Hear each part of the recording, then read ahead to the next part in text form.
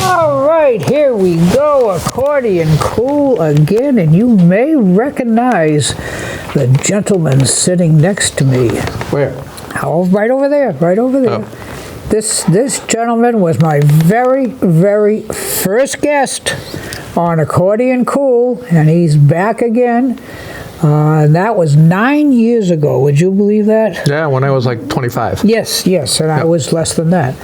So we have Jim Avedition here today to help us get through another show. So Jim, welcome. Well, thank you very much.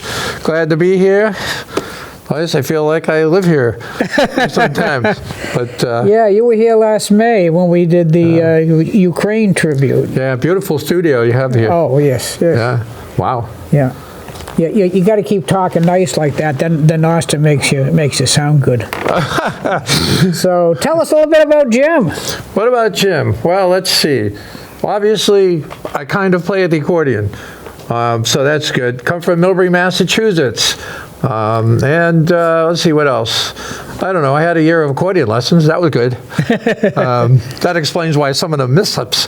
But unlike most players that Coach has here, yeah, I don't have the technical background that they do. So it's fun to come in and do stuff like this with you. My beautiful wife, Carol, is out there in the audience. Yes, and the other beautiful E is out there, Ernestine. Yes, so yes, it's nice to have people looking on. We have a studio audience today. How about that? Yeah. Well, of course, that first tune was All of Me. Now, a lot of the tunes we do come from either shows or plays or movies or whatever. And I don't think there's a tune today that we're going to do that actually comes from that background. Now, this one is one of those, 1931.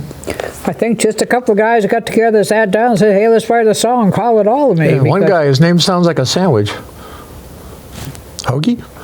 Oh no, yeah, that's the next one. Yeah. Yeah, but yes, so All of Me is just a song a couple of guys wrote. Of course, became a big hit, and it's a jazz standard from the 20th century. So our second tune today was written by the just mentioned Hoagie Carmichael. Yep. Hoagie Carmichael was kind of a song and dance guy.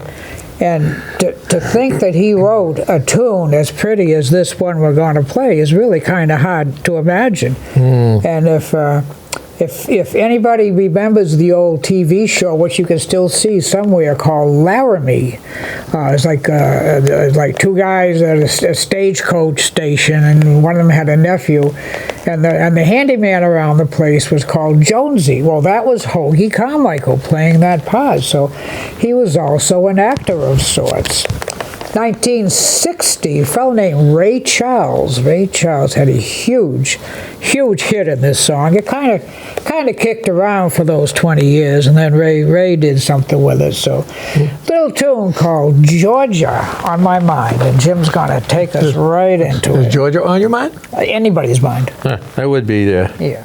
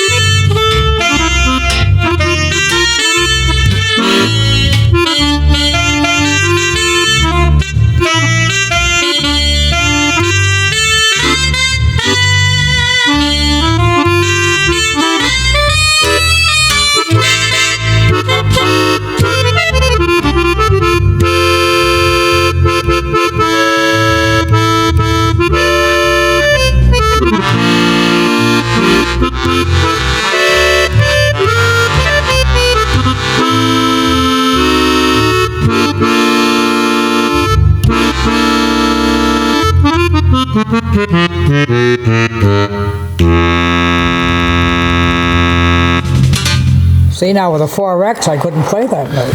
That's true. Well, you're true. You're right. Yeah, you would have run out of a note. Yeah, I have to stick myself in the show. We're just talking accordion talk here. That wouldn't have been good, would it? No. Georgia on my mind. Hoagie, Carmichael, and of course Ray Charles, the big kid. Well, I'm going to turn Jim loose now and let him do something he's been rehearsing for 6 months. Well, one of the neat things about the instruments here is that we could be, like I was playing, sax, and I was playing guitars and all that other stuff. But when you want to change it for a different style of song, if you have it kind of preset, you can get to it fairly quickly. So for this one, I just go up here, because it's kind of a French song here, I would say, wouldn't you? Yes. That's where it came from, if we're talking about the same song. Yeah. And we'll put it over there. And once my eyes stop getting from the lights in the studio, I'll be all set. Woo! Okay. Are you ready? This is on you, pal. Oh, thank you. I know. I love that.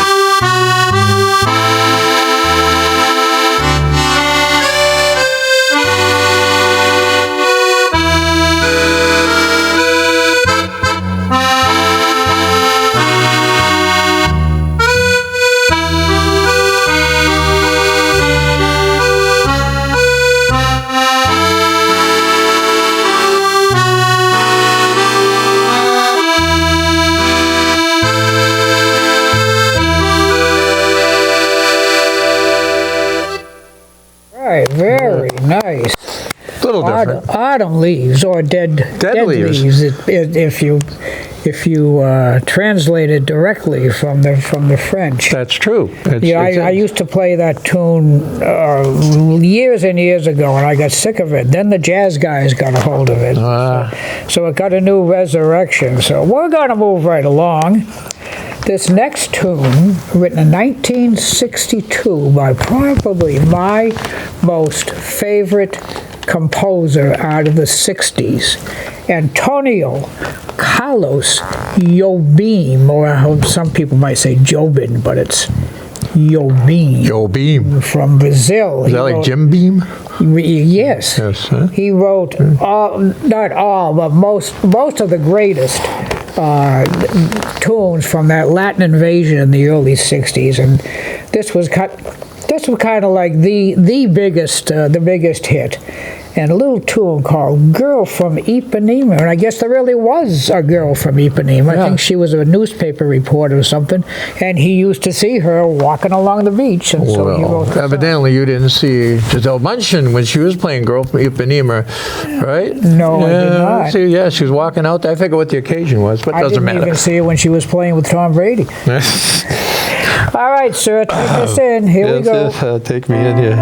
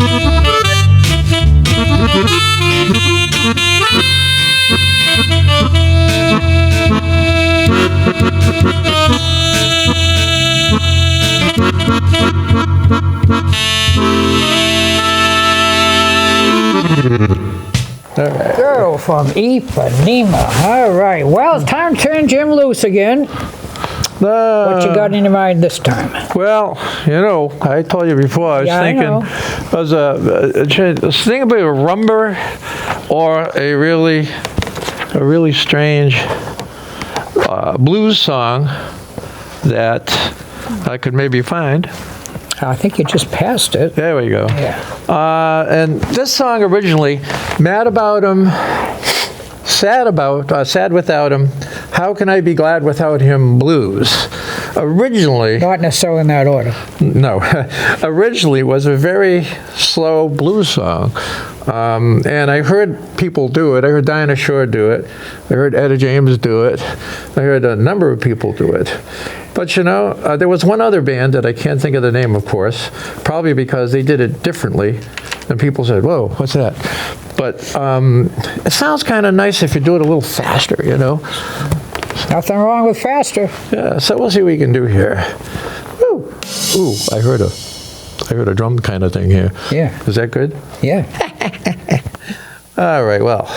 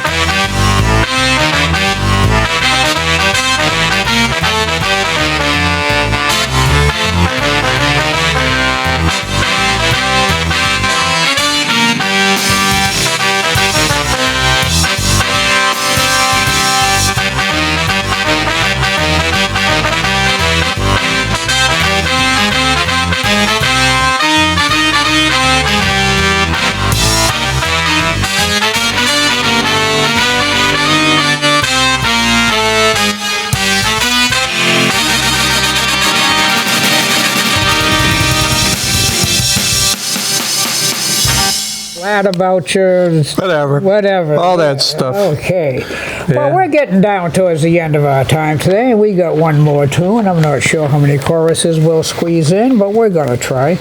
Now, this tune, I got to thank Jim for, because I was not aware of this tune. Now, I don't know every tune. I've heard most of them, and I had never heard this tune. And so he turned me on to this tune. He gave me a piece of sheet music, and I hope I learned it. But 1926, again, another one of those tunes. Didn't come from anywhere. It's just a couple of guys sat down and said, let's write a tune. But one of the, I think, the best recordings, I don't know if you've seen Diana Krall on YouTube. She does. Yeah, I think you showed that to me one time. Yeah, I mean, she does a great, of course, she sings and plays piano, does everything, you know. So a little tune called Deed I... Yeah. No. Deed I do. You don't have to deed my house, do you? Yes. Yeah. Okay. You know, I think I remember that this was originally, it was first played in vaudeville. Oh, was it? I think around 1926. So it did come from somewhere. Yes, it did. I don't know where, but they did. All right, take us in. Well, let's make sure we got stuff here. Don't want that. There we go. 1, 2, 3.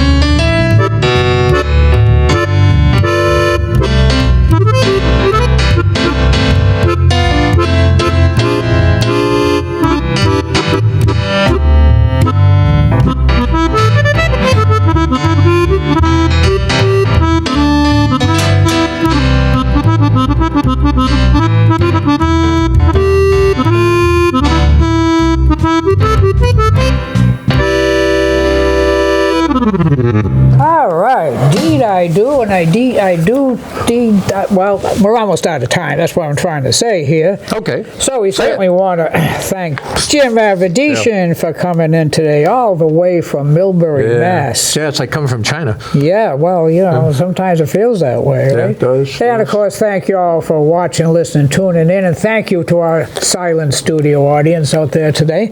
Yep. And so, you know, let's take it home, Jim. Remember that little blues thing we were warming up with? Let's just do about 8 bars of that, and then Austin will stick his head through the door. So go ahead.